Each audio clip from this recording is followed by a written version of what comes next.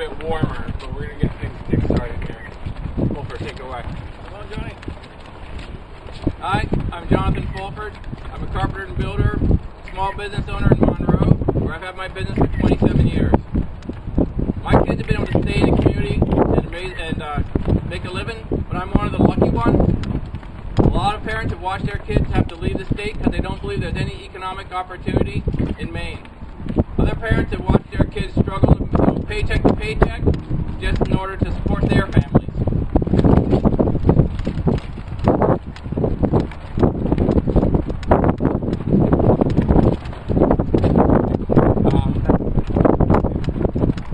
All of our children deserve a fair shake at making a living. And if you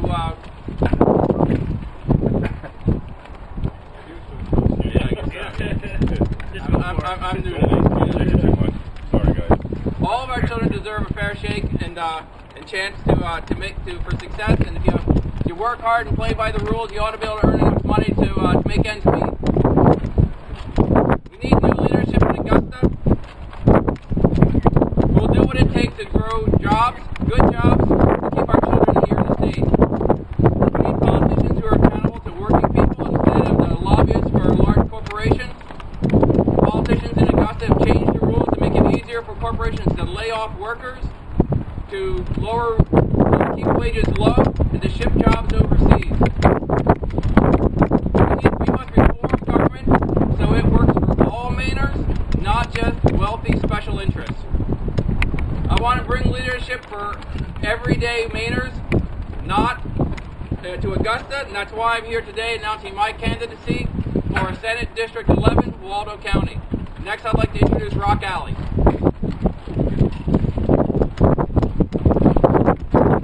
Thank you. Good afternoon. My name's Rock Alley. I am located in Washington County.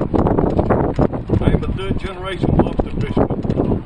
I also drag scallops, sea urchins, mahogany clogs, and I've also caught salmon and sausage clams for 5 years in Washington County. They claim that recession is ended, but when I look around, it seems like the only people doing better are the rich and powerful. In Washington County, too many of my friends and neighbors are still living paycheck to paycheck. It's time to make sure the economy works for them and not just for the top 1%.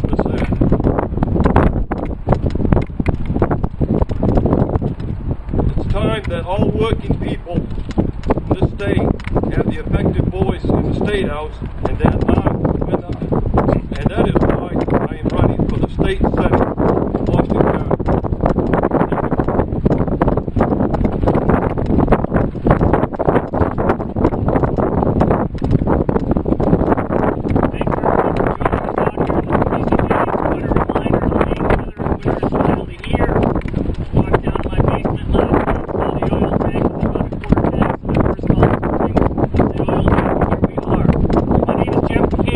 Skowhegan. I'm the father of 2 school-age children.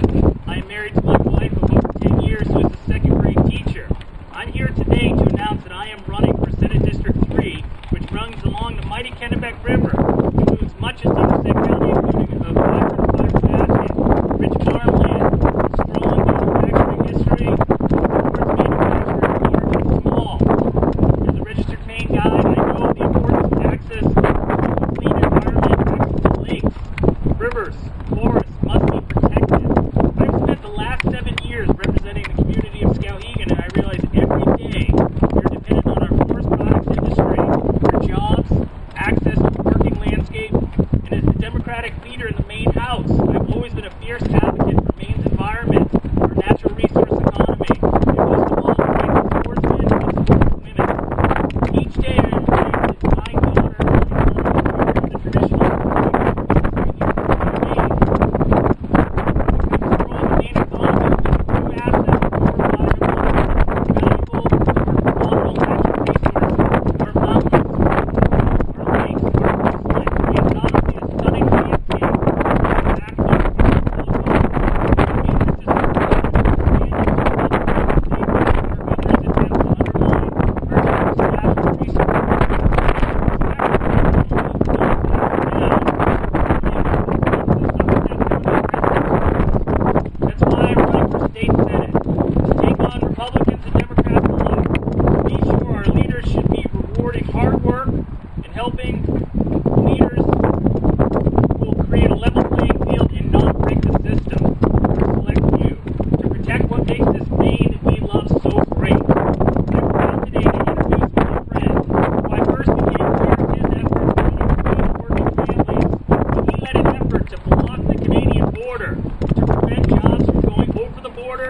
prevent workers from coming here and taking away our jobs here in Maine. I was in college at that time, and since then, Troy Jackson has been a leader, someone I look up to, and someone I call a friend.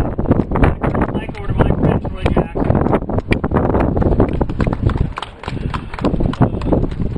Thank you, everyone. Like Jeff said, another great day in Maine. This is like Brooklyn County weather, so I'm really appreciative to be here. My name is Troy Jackson. I am a lawyer in Brooklyn County, Allagash. In the past, I've certainly been here in the legislatures, around as long as being the Senate Majority Leader.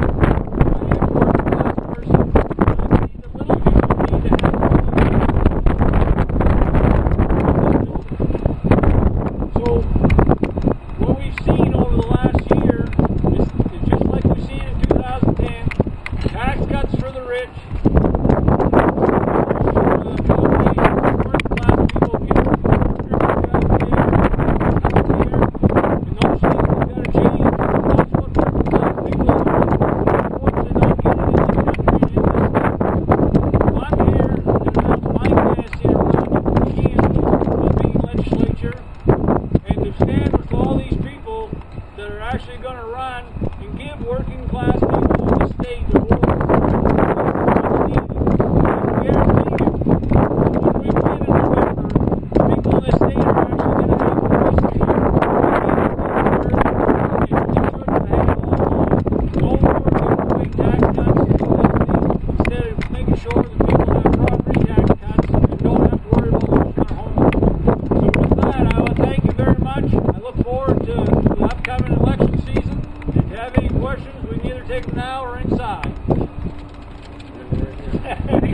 Inside.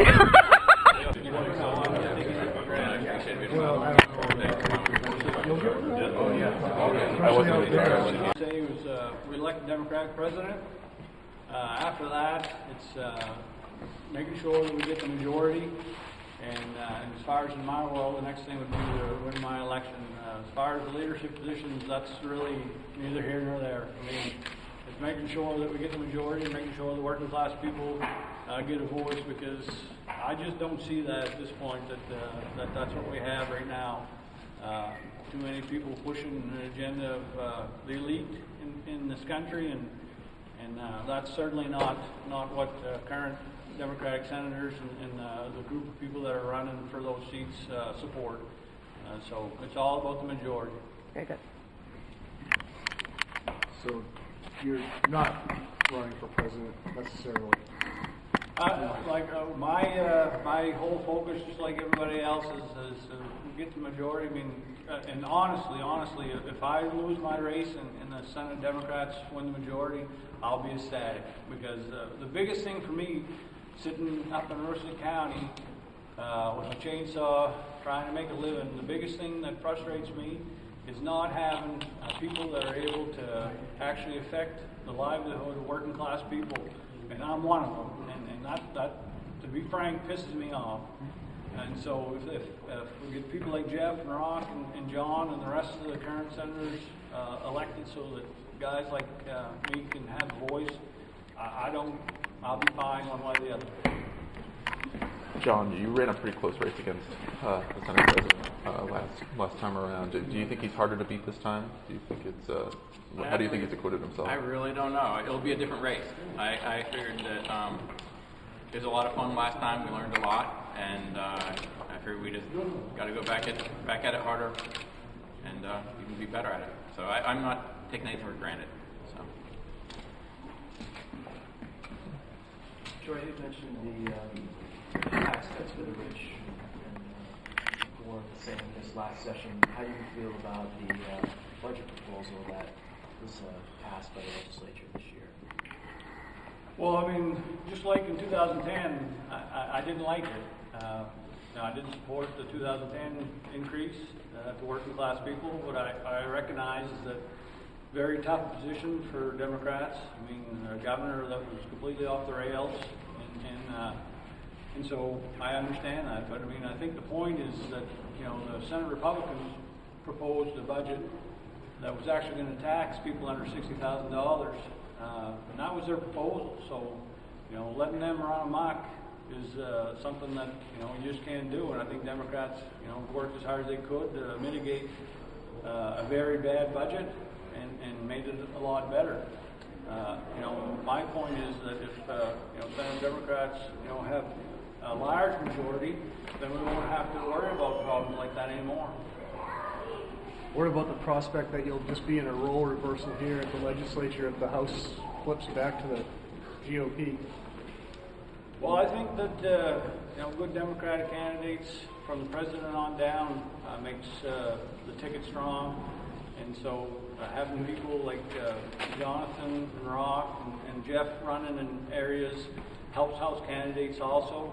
There's a lot of people that get together and band together and make sure that the message is clear for all constituents, and I think at least with today's announcement, there's no doubt who we're fighting for, and it's the people who don't have the lobbyists and the corporate influence, and I think that's what sometimes people get very concerned about, is that there's no one fighting for them. Well, we're here today announcing that we will be in the current class of Democrats, senators have already been, and we're going to help lend our voice to that fight.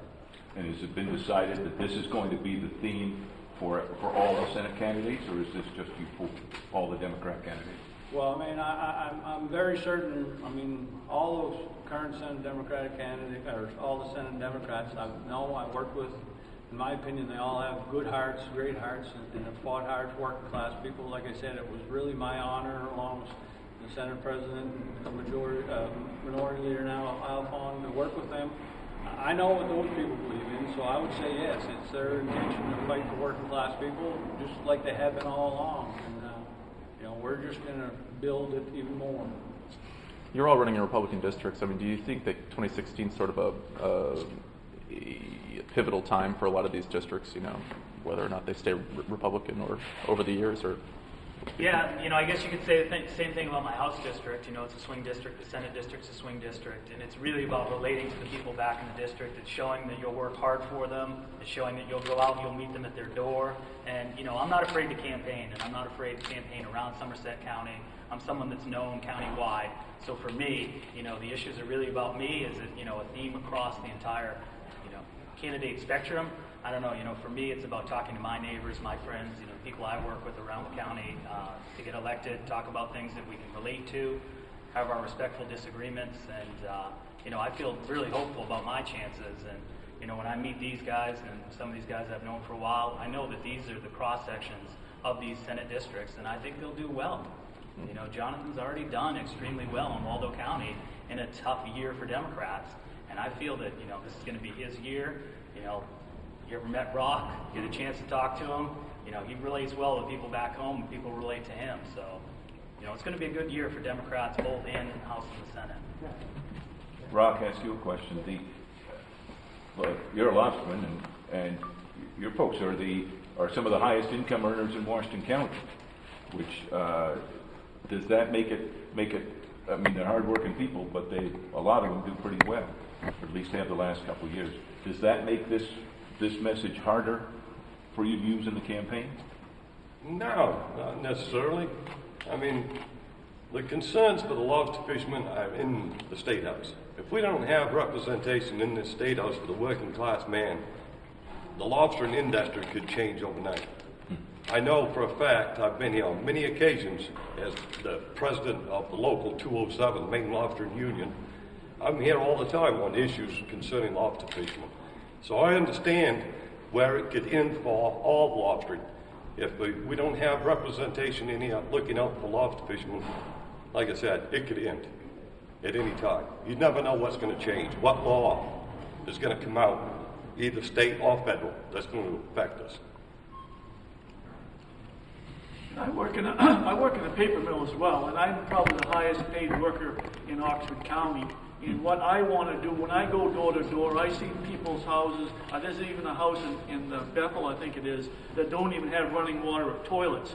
What I want to do is I want to put a ladder out to help them crawl out of the situation in life that they're in. I want to help lift people up to what I have, not tear people down. Maine's an at-will state. A lot of the issues that I find is employers are firing people for any reason, yet we have the Republican side who wants to bring right to work for less bills in, to make it even worse for working men and women. Serving on the Labor Committee, I want to fight for each and every working man and woman in the state of Maine, get rid of workplace bullying, a lot of the different issues that every single Mainer understands.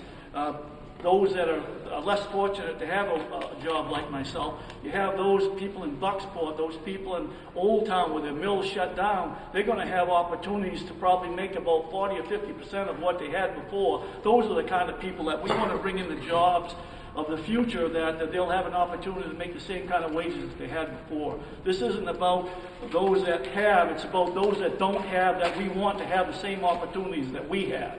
Because they haven't had it with the tax cuts that weren't paid for before, that the little guy takes it on the chin. You know, I mean, you look at what's going on nationally, there's a sentiment out by one party that all they want to do is grind people into the ground. We want to have the opportunity, especially for rural Maine, to have the same benefits that they have down to southern Maine.